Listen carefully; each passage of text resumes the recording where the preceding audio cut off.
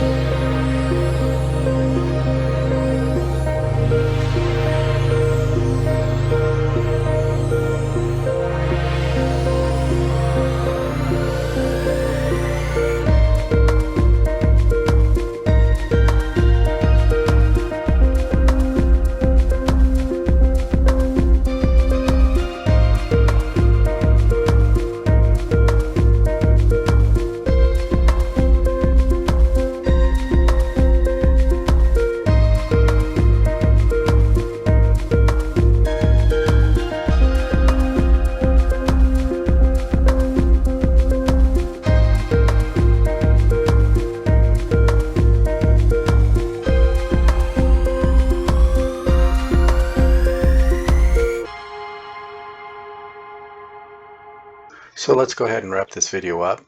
As far as the tune that I did, I just used the sliders. This is what I ended up with. I am currently running Betaflight 4.2.5. It's as far as the multiplier, I have it set at 1.2. The PD balance is at 1.1. Filtering, I just made minor change, where I just moved the sliders up to 1.1 for the gyro filter and the D-term filter. And that is it. So as far as props, I would recommend these NewBeeDrone Aussie tri-blade 40mm props. I mean, they're not the most durable props. They're really meant for being inside a whoop frame. But with these smaller motors, these 0803s, a heavier prop, I did try these Beta FPV 40mm props, and you can see they're a lot heavier weight, and the motor just struggled more with this thick bullnose type prop. So definitely these are much better and more efficient. Moving on to the pros of this conversion. The first being flight time. With the stock Mobula 6 HD, I was getting between 2.5 to 3 minutes of flight time, depending on what I was doing. And that was with the 48 kilohertz ESC frequency that I was running it at. With the Mosquito and running with these larger 40mm props and larger batteries, the 450 milliamp hour 1S batteries, I was getting between 4.5 minutes and up to 5 minutes, going up to 650 milliamp hour batteries. I was getting these GNBs, I was getting a little over 5 minutes of flight time. So I think the sweet spot's probably, these are heavier, so and made the quad feel a little heavier in the air. So the sweet spot's probably these 450 milliamp hour batteries as far as the light acro. Also, one pro is the video quality is better outdoors. It's has less jello. It's more durable than a whoop frame because it's not plastic. And then also you have this bump out here on the frame that does protect it more from front-on crashes, and also protects the canopy and the camera a little better because it's going to hit something and hit this first, and then kind of slough off some of the speed as it moves forward. It is better at light acro, what I call whoop acro, than the stock version. It's not as good as the Mobula 6 standard because it's significantly heavier, but it is better at acro than the whoop, and that's mainly due to the stiffness of the frame, and of course the 40mm props have a larger disc area, so that helps. Then lastly, it is less susceptible to windy conditions. I'm not, not real high winds, but flying in 5 mile an hour winds is fine. So let's go over the cons. The most obvious is this is no longer a whoop, with the advantages of being able to fly more safely indoors. So I wouldn't necessarily recommend this for a new pilot. The idea behind using this for a new pilot is getting familiar with how a FPV quad works, and without prop guards or whoop ducts to protect you against crashes, this is probably not something I would recommend. Also, it does require these larger batteries. 300 milliamp hour 1S battery just doesn't have enough current handling capabilities. Like this one here is an 80C, rated at 80C. So you don't really want to run a 300 milliamp hour or less battery. Really, again, 450 milliamp hour to 650 is probably the range for the Mosquito conversion. Yes, it is better at acro, but nowhere near as good as let's say a toothpick quad. So yeah, it does fly a little heavier than even a lighter whoop like the Mobula 6 standard. Also, I think the 2mm frame here, let me get it into focus, is overkill. I think they could have gone with a 1.5mm frame, and that would have been sufficient, especially for park flying. maybe in a bando, hitting concrete. That might, being 2mm might be an advantage, but it does add quite a bit of weight. I think the 0802 motors are probably a little undersized for this heavy of a frame and setup, but it's adequate. But it probably would do better with a little larger motor. And then I was not able to get the leads long enough, even twisting the motor leads, even untwisting them, to where I could wrap it around the frame and go from underneath. So I actually, again, mounted this on top of the frame as far as the motor wires, as you can see here, and it works out fine.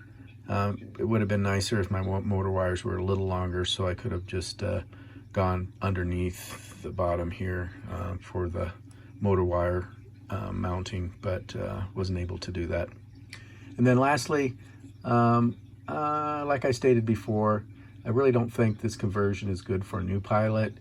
I think you're much better solution for somebody that's learning FPV would be just to leave it stock. But if you get bored with that, definitely this is something to consider, like I did.